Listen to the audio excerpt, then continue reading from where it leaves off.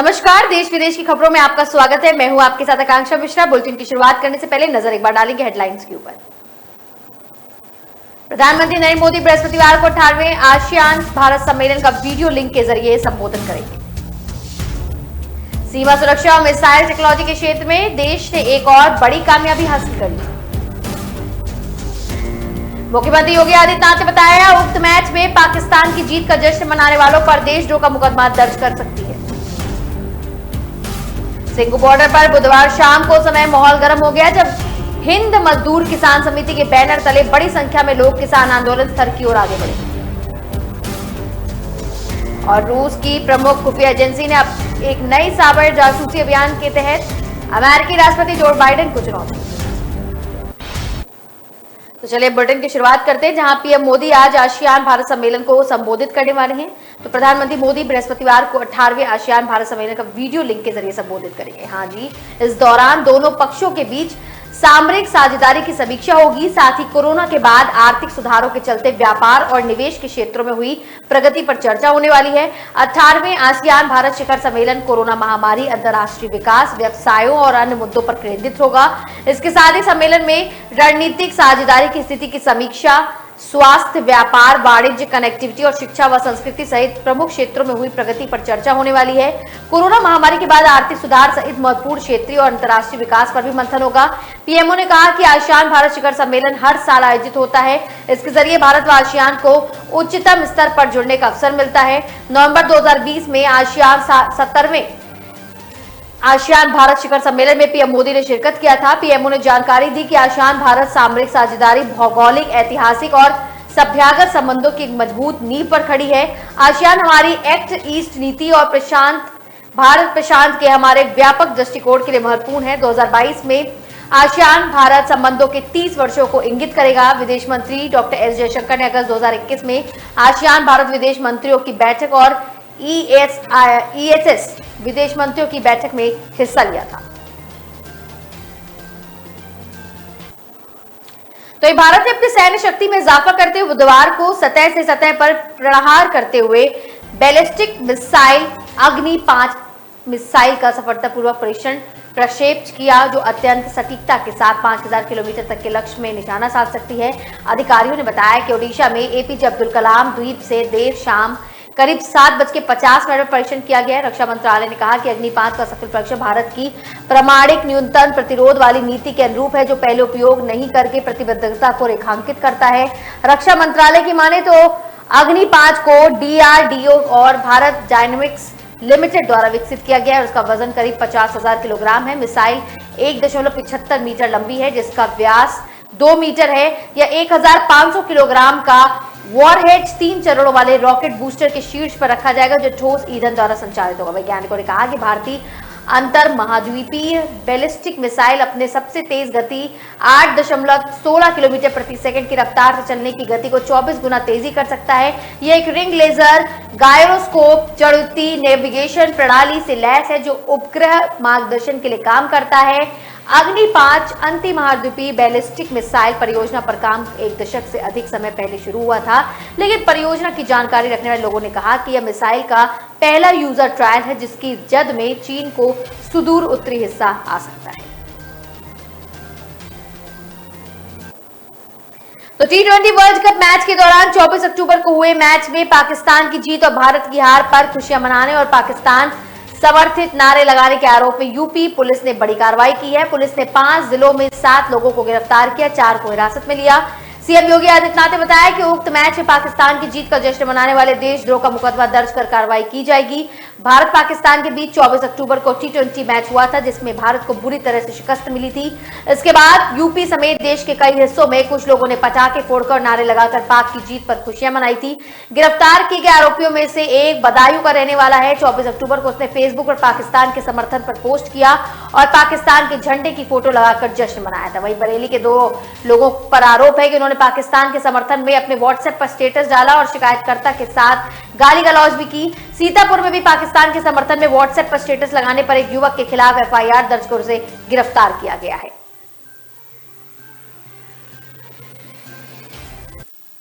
तो परिजनों के साथ पहुंचे लोग सिंघू बॉर्डर पर बुधवार शाम को उस समय माहौल गर्म हो गया जब हिंद मजदूर किसान समिति के बैनर तले बड़ी संख्या में लोग किसान आंदोलन स्थल की ओर दौड़ लगा रहे थे। इन लोगों ने लखबीर सिंह के परिजन भी थे।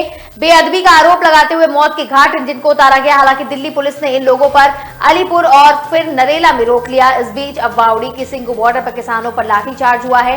हालात को बदलता देख किसान मोर्चा ने वीरवार को अधिक से अधिक संख्या में किसानों को सिंघू बॉर्डर पहुंचने की अपील की है।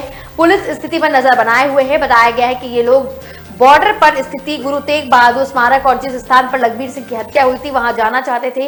कृषि कानून के विरोध में धरने पर बैठे किसान संगठनों और इन लोगों में कोई विवाद ना हो इसे देखते हुए दिल्ली पुलिस हरकत में आ गई। बॉर्डर की तरफ से आ रहे लोगों को पहले अलीपुर के पास रोका गया। यहाँ पुलिस द्वारा इन पर हल्का लाठीचार्ज किया गया।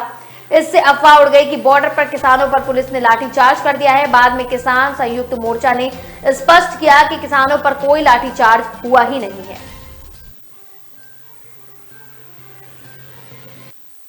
तो वहीं रूस के प्रमुख खुफिया एजेंसी ने अब एक बार साइबर जासूसी अभियान के जरिए अमेरिकी राष्ट्रपति जो बाइडेन को चुनौती दी है। माइक्रोसॉफ्ट के अधिकारी और सुरक्षा विशेषज्ञों ने चेतावनी दी कि रूसी एजेंसी नया अभियान चलाकर अमेरिकी सरकार, कॉर्पोरेट कर्मचारियों और थिंक टैंक के हजारों कंप्यूटरों में सेंध लगाने का प्रयास कर रही। करीब 6 महीने पहले बाइडेन ने दुनिया भर में जटिल खुफिया अभियानों की श्रृंखला चलाने के आरोप में रूसी संस्थानों और कई कंपनियों पर प्रतिबंध लगा दिए थे। माइक्रोसॉफ्ट के शीर्ष सुरक्षा अधिकारी टॉम बर्ट ने बताया कि नया अभियान बेहद बड़ा है।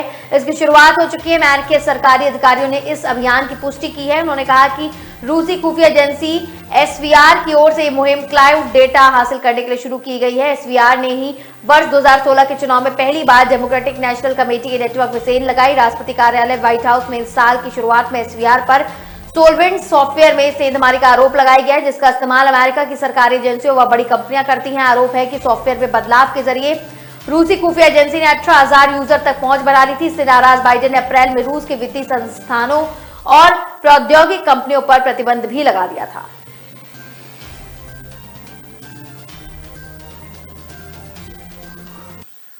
यहां रुकेंगे एक छोटे से ब्रेक के लिए, जल्दी हाजिर होंगे। पापा हो या मम्मा हो, पापा हो या मम्मा हो, या मम्मा की अम्मा हो, या मम्मा की अम्मा हो, सबको हम सिखाएंगे, सबको हम सिखाएंगे, बिजली हम बचाएंगे, बिजली हम बचाएंगे। बत्ती पंखा गीजर हो, बत्ती पंखा गीजर हो, एसी हो या हीटर हो, एसी हो या हीटर हो, कभी न चालू छोड़ेंगे, कभी न चालू छोड़ेंगे। नेबर हो या टीचर हो, नेबर हो या टीचर हो, अकल से और मेहनत से, अकल से और मेहनत से, और पूरी हिम्मत से, और पूरी हिम्मत से, सबको हम सिखाएंगे, सबको हम सिखाएंगे, बिजली हम बचाएंगे, बिजली हम बचाएंगे, बिजली हम बचाएंगे। बिजली हम जवानों, बचाएंगे। जहाँ बिजली वेस्ट हो रही है वहीं अपनी बैटलफील्ड है, तो बिजली बचाओ, देश बनाओ।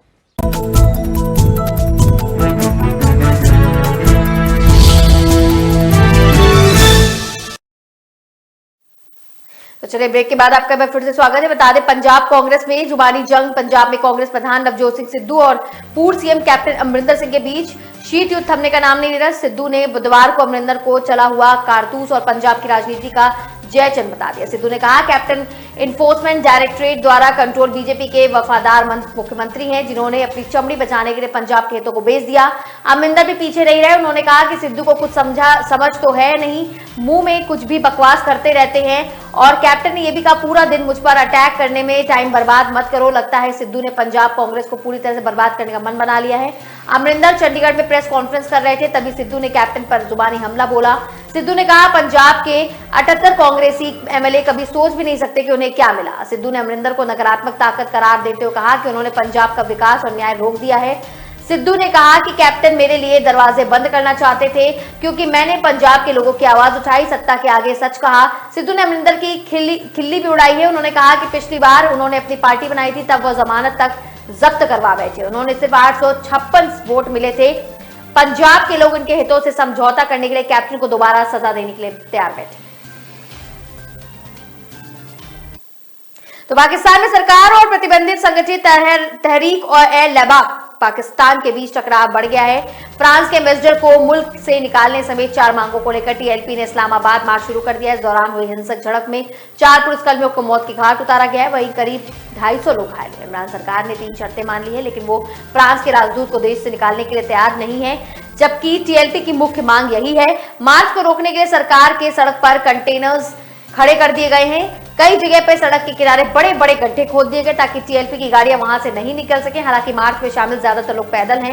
इस बीच इंफॉर्मेशन मिनिस्टर फवाद चौधरी ने कहा कि लद्दाख को अब दूसरे आतंकी संगठनों की तरह माना जाएगा और उसी तरह बर्ताव किया जाएगा जैसे आतंकी संगठनों के साथ किया जाता है। टीएलपी की मांग है कि फ्रांस में पैगंबर साहब का अपमान हुआ था, इसलिए पाकिस्तान से फ्रेंच एम्बेसडर को फौरन निकाला जाए। इमरान सरकार ने इस पर संसद में बहस करने का वादा किया था। बिल लाने के पहले ही टीएलपी प्रमुख को 12 अप्रैल को गिरफ्तार किया गया। टीएलपी मजहबी और सियासी पार्टी है जिसके पिछले चुनाव में 24 लाख वोट मिले थे। इमरान सरकार फ्रांस के खिलाफ कोई एक्शन नहीं ले सकती क्योंकि इससे यूरोपियन यूनियन और अमेरिकी उसके खिलाफ हो जाएंगे। इधर सियासी मजबूरियों के चलते टीएलपी पर बैन तो लगा दिया है, लेकिन सरकार और फौज सख्त कदम उठाने से डर रही है।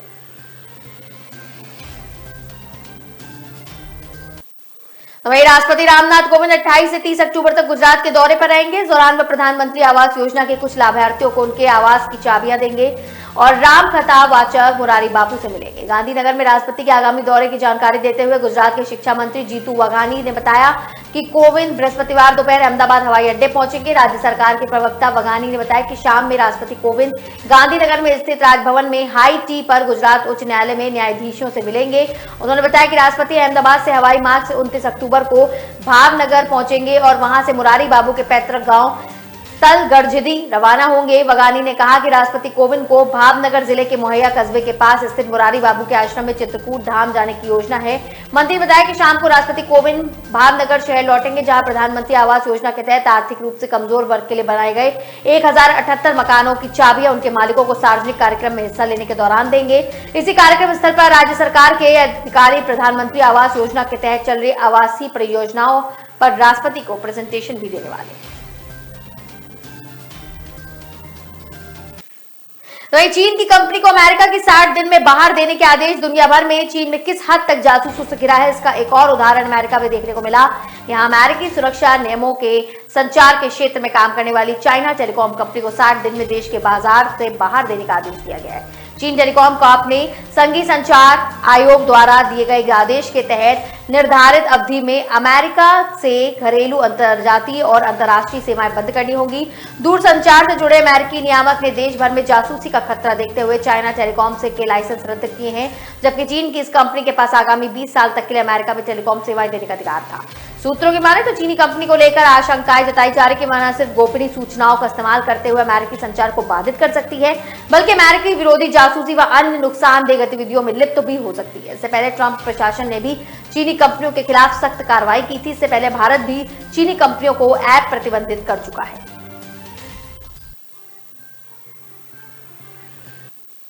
तो शाहरुख खान के बेटे आर्यन खान ने जुड़े मुंबई क्रूज ड्रग्स केस की जांच कर रहे एनसीबी के जोनल डायरेक्टर समीर वानखेड़े पर लगे रिश्वतखोरी के आरोपों की जांच शुरू हो गई है। इस आरोप के इंटरनल जांच के लिए एनसीबी की विजिलेंस विंग की 5 सदस्यीय टीम बुधवार सुबह मुंबई पहुंच गई है। सीधे एजेंसी के जोनल ऑफिस पहुंचकर वानखेड़े की करीब 4 घंटे तक पूछताछ हुई है। साथ ही इस केस से जुड़ी फाइलों को भी अपने कब्जे में लिया गया है। विजिलेंस टीम ने इस मामले में अन्य गवाहों के साथ शाहरुख खान की मैनेजर पूजा ददलानी को भी पूछताछ के लिए तलब किया है। हालांकि विजिलेंस टीम ने स्पष्ट कर दिया कि विजिलेंस जांच में अपने खिलाफ सबूत मिलने पर वानखेड़े क्रूज ड्रग्स की टीम को लीड करते रहेंगे। विजिलेंस जांच टीम की अगुवाई में एनसीबी के डीडीजी ज्ञानेश्वर सिंह खुद संभाल रहे हैं। बुधवार सुबह करीब 11 बजे दिल्ली से मुंबई पहुंची इस टीम ने जोनल डायरेक्टर स्तर के भी सभी अधिकारी शामिल हैं। ज्ञानेश्वर सिंह ने मुंबई पहुंचने के बाद सूत्रों से बातचीत की है।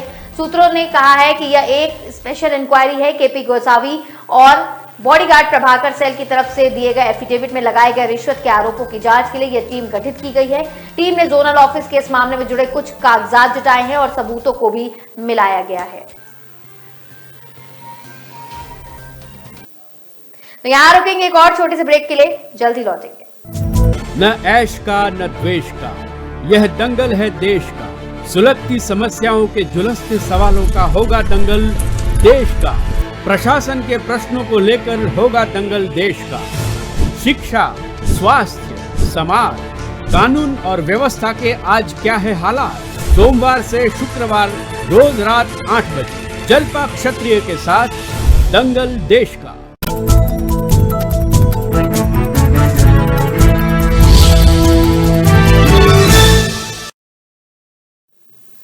चलिए ब्रेक के बाद आपको बता दें कि दुनिया का पहला चिपकाने वाला डाक टिकट पेनी ब्लैक 7 सितंबर को लंदन से नीलाम हुआ है। दुनिया का सबसे पुराना नीलामी घर सोथबी इसे ऑक्शन के लिए पेश किया जाएगा। पेनी ब्लैक की कीमत करीब 61 करोड़ रुपए आंकी गई है। दुनिया के सबसे पुराने डाक टिकट पर इंग्लैंड की क्वीन विक्टोरिया की 15 साल की उम्र में खींची गई फोटो है।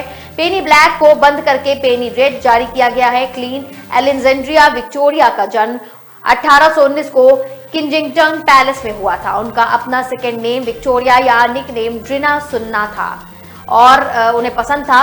और यही बता दें कि 3 चाचा और पिता के बाद ब्रिटिश ताज की 5वें नंबर की उत्तराधिकारी रह चुकी हैं, लेकिन इन सबकी मौत हो गई। जिसके बाद 1837 में क्वीन बन गई। 1839 में विक्टोरिया ने अपने कजिन और गोथा के राजकुमार एल्बर्ट को शादी के लिए प्रपोज किया और 1 साल बाद दोनों ने शादी कर ली। विक्टोरिया और एल्बर्ट के 9 बच्चे हुए। विक्टोरिया पहली ऐसी शख्स थी जिनमें शाही बीमारी ब्लड क्वालिंगटन हीमोफोबिया बी की पहचान हुई। करीब 5 फीट लंबी महिला का नाम पूरी दुनिया में पहुंचने के लिए मजेदार कहानी भी है। जब शाही घराने की प्रसिद्ध अपने चरम पर थी, तब इस समय इंग्लैंड की महारानी होने की वजह से विक्टोरिया के नाम पर दुनिया भर में शहरों में, झीलों में, पहाड़ों के नाम रखे गए।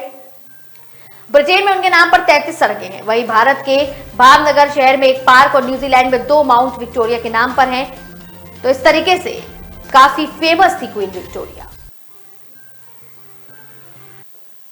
पंजाब कांग्रेस में बड़ी हलचल। पंजाब कांग्रेस के इस वक्त बड़ी हलचल चल रही है, जिस वजह से पहले विधायकों और मंत्रियों को दिल्ली बुलाया गया है। अब अचानक सीएम चरणजीत चन्नी को भी राहुल गांधी का बुलावा आ गया है। चन्नी उस वक्त रोपड़ के किसी कार्यक्रम में गए थे, वहां से तुरंत वो दिल्ली के लिए रवाना हुए। इसी हलचल को देखते हुए कैप्टन अमरिंदर सिंह के सियासी दांव के साथ अरुसा आलम से विवाद से जोड़कर देखा जा रहा है। और सब विवाद को लेकर कांग्रेस हाईकमान खासा नाराज चल रहा है। खासकर इस विवाद में कैप्टन ने सोनिया गांधी को घसीट लिया है, जिसके बाद दिल्ली में हलचल भी बढ़ गई है और इस वजह से पहले डिप्टी सीएम सुखविंदर रंधावा को दिल्ली तलब किया गया है। माना जा रहा है कि उन्हें इस मुद्दे पर कांग्रेस हाईकमान की खरी बातें सुननी पड़ेंगी। रंधावा ने भी अरुसा के आईएसआई कनेक्शन की जांच की बात कहकर विवाद शुरू कर दिया है। इस पूरे प्रकरण की नींव में नवजोत सिद्धू भी बताए जा रहे हैं। पंजाब में चुनाव को लेकर कांग्रेस हाईकमान ने सिद्धू से मीटिंग की है, जिसमें सिद्धू ने भी अरुसा विवाद को लेकर ऐतराज जताया। इसके अलावा डीजीपी और एडवोकेट जनरल की नियुक्ति पर सवाल उठाए गए। सिद्धू ने हाईकमान को बताया कि पंजाब में हाईकमान के 18 सूत्रीय एजेंडे पर काम नहीं कर रही है। माना जा रहा है कि इसके बाद संगठन की शिकायत पर सरकार को दिल्ली बुलाया जाएगा। जिला बुरामुला के चेतारनी इलाके में सुरक्षा बलों ने एक हाइब्रिड आतंकी जावेद अहमद वानी को मार गिराया है। बताया जा रहा है कि जावेद को बारामूला के में एक दुकानदार को निशाना बनाने का जिम्मा सौंपा गया था। पुलिस को इस बात की भनक लग गई। सेना और पुलिस का संयुक्त दल समय से पहुंच गया। सुरक्षा बलों ने अपने सामने देख आतंकी ने उन पर गोलियां बरसाना शुरू कर दिया और जवाबी कार्रवाई में सुरक्षा बलों ने आतंकी जावेद को मार गिराया। मारे गए आतंकवादी से एक पिस्तौल, जिसकी मैगजीन और पाकिस्तान निर्मित ग्रेनेड बरामद हुई है। आईजीपी कमिश्नर विजय कुमार ने आतंकी के मारे जाने की पुष्टि की है और उसकी पहचान कर ली गई है। उसका नाम जावेद अहमद वानी है। वह कुलग्राम का रहने वाला है और इसके बाद हाइब्रिड टाइप आतंकी कह सकते हैं उसे। गत 17 अक्टूबर को आतंकवादियों ने कुलगाम के वानपो इलाके में श्रमिकों की बस्ती पर जो हमला किया था, जावेद उसमें मददगार था। आतंकियों की अंधाधुंध फायरिंग में बिहार के 2 मजदूर राजा रेशी देव और जोगिंदर रेशी देव की मौत हो गई थी, जबकि बिहार का एक अन्य मजदूर चुन रेशी देव घायल हुआ था। गोलियां चलाने वाला गुलजार अहमद था, जिसे गत 20 अक्टूबर को सुरक्षा बलों ने एक मुठभेड़ के दौरान मार गिराया था और तब से इधर उधर छिपता जा रहा है। मुंबई क्रूज ड्रग्स केस में फंसे बॉलीवुड अभिनेता शाहरुख खान के बेटे आर्यन की जमानत याचिका पर बॉम्बे हाईकोर्ट आज दोपहर 2:30 बजे फिर से सुनवाई करेगा। आर्यन खान को बुधवार को भी हाईकोर्ट से जमानत नहीं मिली। वह 7 अक्टूबर से ऑर्थर रोड जेल में बंद है। इस बीच ड्रग्स केस में एनसीबी के गवाह किरण गोसावी को पकड़ लिया गया है। पुणे पुलिस के कमिश्नर ने इस बात की पुष्टि की कि पुलिस ने क्रूज ड्रग्स केस में एनसीबी के स्वतंत्र गवाह किरण गोसावी को हिरासत में लिया है। एनसीबी की तरफ से एएसजी अनिल सिंह आज बॉम्बे हाईकोर्ट में अपना पक्ष रखेंगे। वह आर्यन खान समेत 3 आरोपियों की जमानत का विरोध करेंगे। अभी आरोपियों की दलीलें कोर्ट में रखी जा चुकी हैं। बुधवार 1.5 घंटे चली सुनवाई में अरबाज मर्चेंट, मुनमुन धमेजा के वकीलों ने अपना पक्ष रखा। हाईकोर्ट के जज नितिन सांबरे ने सुनवाई गुरुवार को 2:30 बजे तक के लिए टाल दी है। बॉम्बे हाईकोर्ट में अरबाज मर्चेंट के वकील अमित देसाई ने अपनी दलील में कहा, गिरफ्तारी गैरकानूनी है। पहली रिमांड की अर्जी में साजिश की धारा नहीं है। सबूतों के आधार पर गिरफ्तारी हुई है तो साजिश की धारा क्यों नहीं लगाई गई। शाहरुख खान से भी पूछताछ हो सकती है। 25 करोड़ की डील को लेकर सवाल जवाब संभव है। तो वसूली के आरोप में फंसे मुंबई के पुलिस कमिश्नर पूर्व कमिश्नर परमबीर सिंह की मुश्किलें बढ़ सकती हैं। दरअसल मुंबई क्राइम ब्रांच ने परमबीर सिंह के खिलाफ गैर जमानती वारंट की मांग को लेकर कोर्ट का रुख करा है। इस मामले में सुनवाई 29 अक्टूबर को होगी। वहीं इस मामले में जानकारी देते हुए मुंबई क्राइम ब्रांच ने कहा कि हम 9 अक्टूबर को वसूली मामले पूछताछ के लिए परमबीर सिंह को समन भेजा था, वो सामने नहीं आए और न ही किसी तरह का उचित जवाब आया है। इसके बाद हमने कोर्ट का रुख कर लिया है। परमबीर के खिलाफ राज्य में किससे कम 5 आपराधिक मामले सामने आए हैं और देश छोड़कर भागने की आशंका के बाद ताजा नोटिस दायर किया गया। बिल्डर्स है होटल व्यवसायी विमल अग्रवाल की शिकायत पर गोरेगांव थाने में परमबीर सिंह के खिलाफ मामला दर्ज किया गया है। अग्रवाल ने आरोप लगाया था कि परमबीर सिंह रेस्टोरेंट पर छापेमारी में बचने के लिए 9 लाख रुपए की जबरन वसूली कर चुके और उन्हें उनके लिए लगभग 2.92 लाख रुपए के 2 स्मार्टफोन खरीदने के लिए मजबूर किया गया। शिकायत में आरोप लगाया कि घटना जनवरी 2020 से मार्च 2021 के बीच की है। प्राथमिकी से में परमबीर सिंह के अलावा बर्खास्त पुलिस अधिकारी सचिन वाजे, सुमित सिंह उर्फ चिंटू, अल्पेश पटेल, विनय सिंह उर्फ बबलू, गैंगस्टर छोटा शकील के गुर्गे रियाज भाटी को आरोपी बनाया गया है।